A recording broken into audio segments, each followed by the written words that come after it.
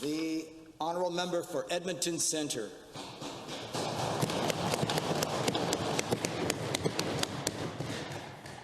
Well, thank you, Mr. Speaker.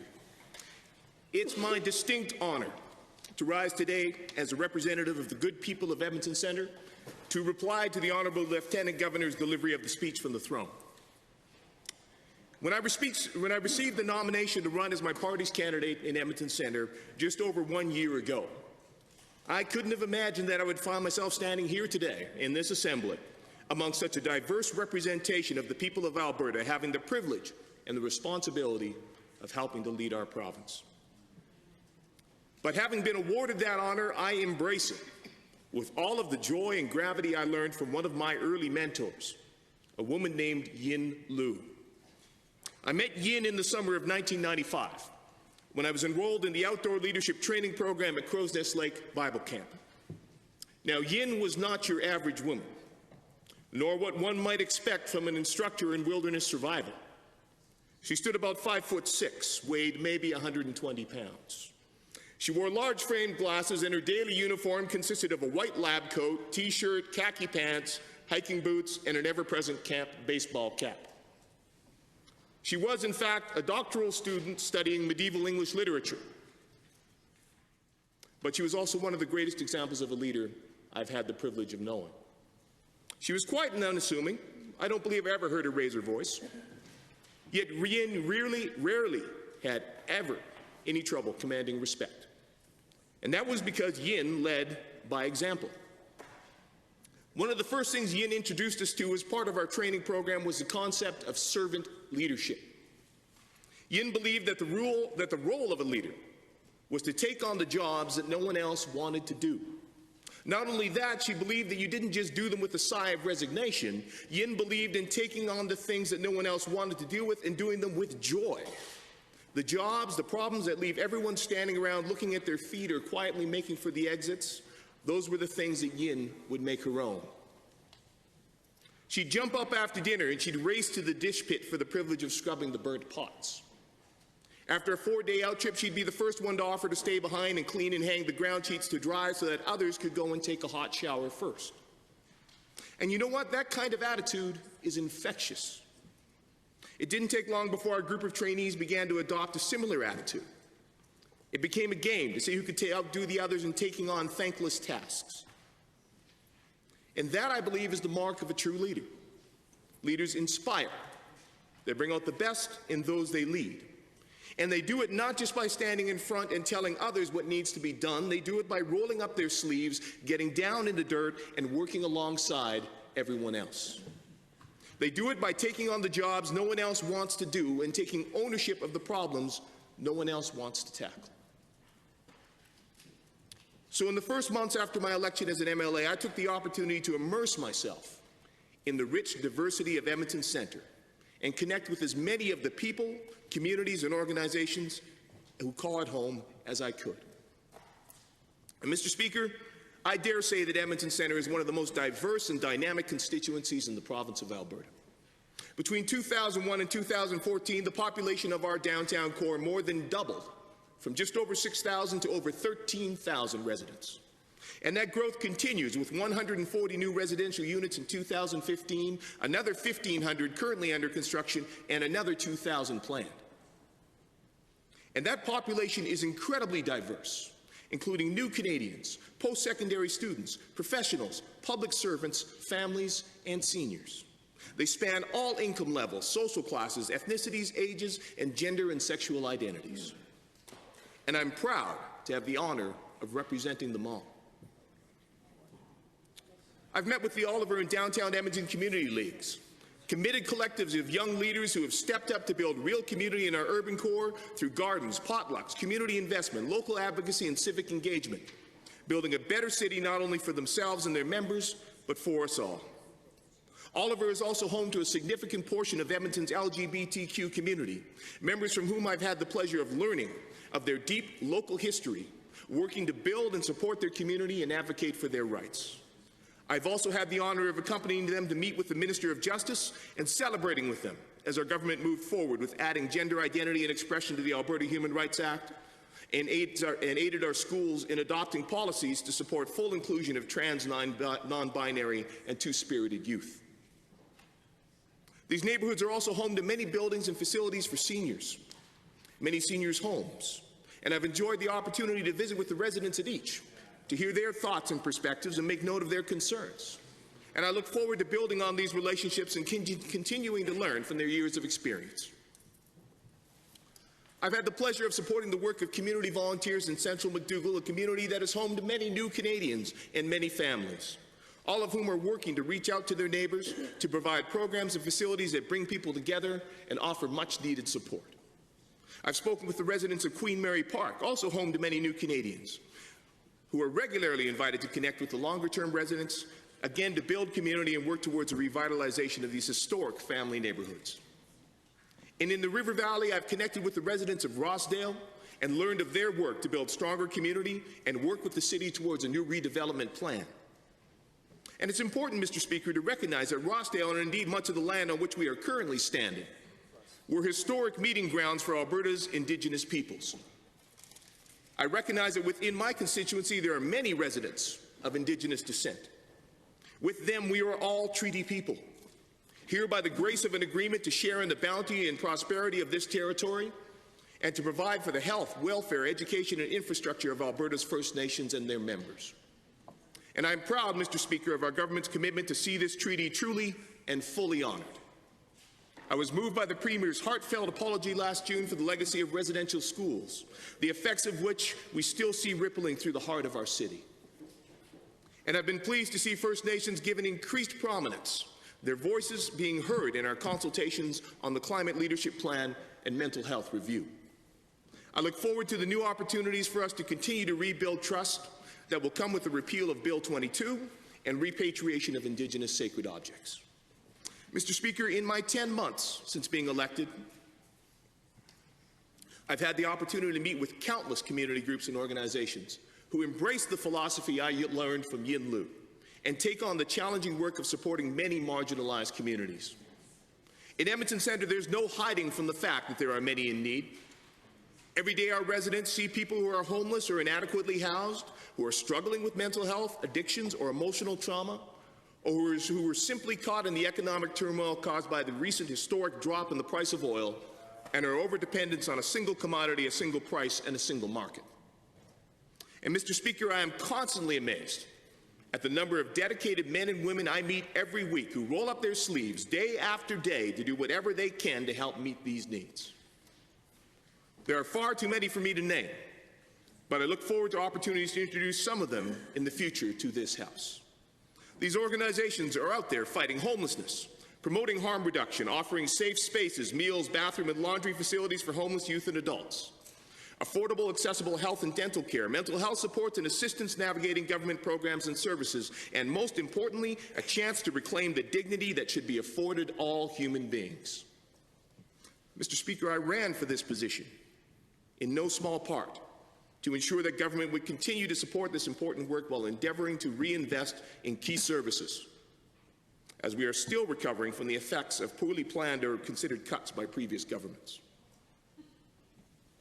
I'm pleased to have the honor to serve with a government that is holding that line. And I also have the honor of representing two strong post-secondary institutions, Norquest College, which offers a wide range of ground-level programs that offer thousands of Albertans, including new Canadians, Indigenous students, and students with disabilities, to access new and better careers. I'm excited to see that impact expand with their new Singmar Centre for Learning. And Grant MacEwan University, which is my first alma mater, though it was a community college when I attended. As a university, it now offers a wide range of degrees in a uniquely student-focused learning environment. I graduated from their internationally acclaimed music program in 1995, and I'm incredibly pleased that it and all of their arts programs will be coming to Edmonton Centre in fall of 2017. Because Edmonton Centre has long been one of our city's main hubs for the arts, being the home of the Edmonton Symphony Orchestra and the Winspear Centre, the Citadel Theatre, the Art Gallery of Alberta, the upcoming new Royal Alberta Museum, music venues like the newly launched Needle Vinyl Tavern, and a wide variety of galleries and artist spaces. It's been my pleasure to offer my vigorous support to all of these organizations, and it's amongst my highest priorities to continue to see them thrive and contribute to the vibrancy of our city's culture and economy. I'm also thrilled with the growth of new independent businesses within our downtown core, and particularly along its northern edge, and will continue to work with partners in local government and community to remove barriers to their success and help them access the many tools our government is making available to help them thrive. Lastly, Mr. Speaker, I would like to acknowledge that I have the honor of representing many public servants, men and women who spend every day working on behalf of the people of Alberta, including many who provide the essential supports that allow us to do our work in this House. I'm proud to stand with our government in our commitment to maintaining secure and stable funding to our key services and a rational, evidence-based approach to improving the operations of our public service so that my constituents, from the front lines up to our ministries, are not needlessly vilified, but instead are engaged as willing partners in offering the best service for value to the people of Alberta. In conclusion, there's one more story, Mr. Speaker, I'd like to share about my time at Crow. On the final full day of a 6-day out trip, our training group was descending from a mountain ridge, and we began making our way towards our final campsite. This trip on a normal day would normally take about 2 to 3 hours. On that day, it took nearly 7. That's because in the upper areas of the Rockies in late May, it's not unusual to still have several feet of snow. That day was especially warm, and as at that time I weighed about 250 pounds, plus the weight of a 50-pound pack, with every step I took, my leg would plunge up to my hip in snow, a phenomenon known as post-holing. As a result, I was forced to progress at a snail's pace. But as I did, Mr. Speaker, our leader, Yin, and all of my fellow members stayed with me every agonizing step of the way. They offered encouragement and handfuls of trail mix and ensured that I was never alone. Because, Mr. Speaker, true leadership, true citizenship, true community lies in not abandoning those in need and ensuring that no one gets left behind.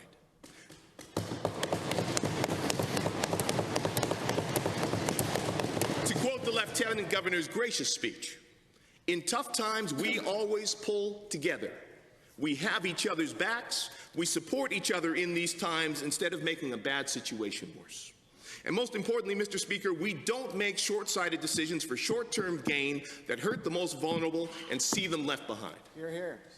Mr. Speaker, I look forward to coming alongside the people of Edmonton Centre, hearing their voices, understanding their challenges, and supporting their work.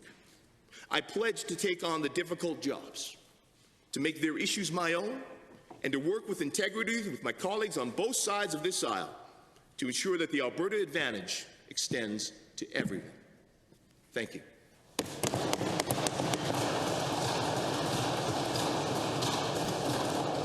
The honourable member for, just a sec, Edmonton Ellerslie, Mr. Speaker. Edmonton Ellerslie. Thank you very much. Through you and to the member, I want to thank him for his maiden speech. It was phenomenal, inspiring. And I have to say that I share this philosophy of servant leadership and leading by example. And I'd like to know from the member what lessons learned he has had in the last 8 months from implementing this style of leadership in his own constituency. Please expand on it. Honourable member. Thank you, Mr. Speaker, and thank you to the member for the question. Certainly, as I said, one of the incredible things I've found is just the incredible spirit of Albertans and their willingness to pull together and help each other. Again, the number of volunteers or people that are working for nonprofits for pay far lower than they could be making in other industries because of their passion, because they care, because they want to help people in need. It's astounding for me, and it's incredibly inspiring. And it's been amazing for me to see how much it means for them simply to have their representative from government come to see them, to encourage them, and to be willing to listen to them and hear what their concerns are. Mr. Speaker, these are the people that know best what needs to be done. They're on the front lines every day. They see what the needs are. They see what the challenges are. They see the effects of the decisions that we make in this House. And it's an incredible privilege that I have as a member of this assembly and as a representative to be able to go out and see the work they do, to learn about it, to share in it, and to encourage them going forward. I've seen that, I've seen that being done by my colleagues in many instances as well. And from what I've seen on social media, I've seen that from the members and my colleagues across the aisle. And that's one of the most wonderful things, I think, about this new legislature that we have, is we have so many here who are just thrilled, who are so excited to have this opportunity to serve Albertans, to be able to go out into their communities and truly listen, represent their constituents, and bring a new voice to this House. We have such a wonderful diversity of people representing every part of this province.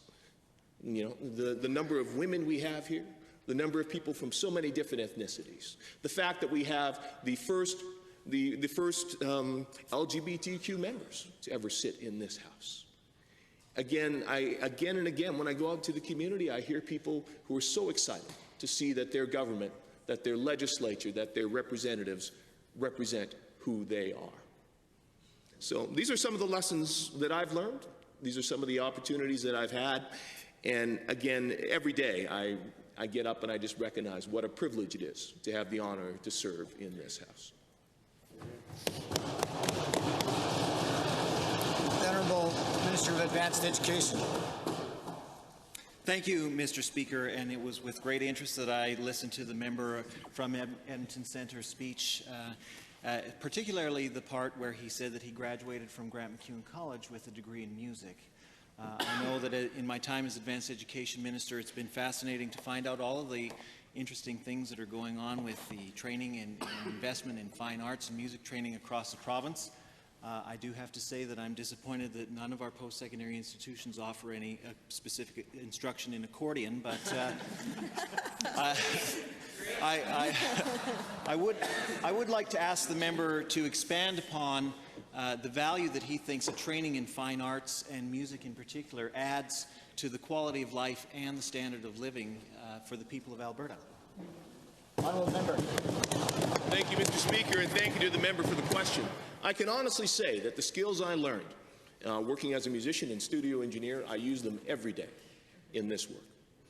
The ability to stand in front of an audience and hold a crowd, this job certainly involves a certain level of performance. And I've certainly got good training in that there. But of course, the ability, the creative abilities that I explored there, the ability to take a theme and expand on it, to be able to find new arrangement for new ideas, to be able to explore different directions, different ways to approach a particular piece. Again, all those things, and those creativity, those critical thinking skills, I put those to use every day. Certainly the opportunities I had to work with so many other people, to learn about collaboration. There is no greater collaboration in some ways, to get on a stage with a group of people, have a simple melody line, and from that create a whole new piece of music. To be able to improvise, to be able to work together, to be able to listen to the people you're working with. Incredible opportunity, and another set of skills that I gained from music that, again, I have the opportunity to use every day, including in my work here in this House. Thank you, Honourable Member.